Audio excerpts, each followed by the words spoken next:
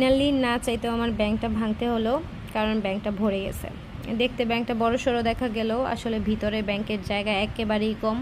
তো আজকে ব্যাংকটা ভাঙতে হলো আমার, খুব কষ্ট লাগতেছে। ভেবেছিলাম ডিসেম্বর মাসে ভাঙবো, তো ভাঙার সময় এতটুকু জায়গা ভেঙে গেছে আর কি, শুধু এতটুকু জায়গা ভাঙছে, পুরোটা ভাঙে নাই।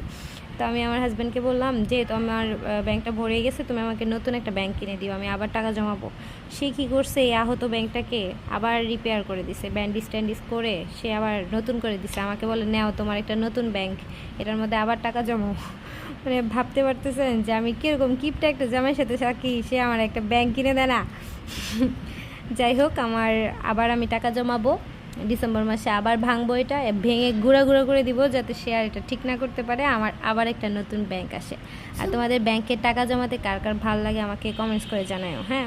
আর তোমাদের ব্যাংকে কত টাকা হয়েছে, আর অনুমান করো তো এখানে কত টাকা হয়েছে।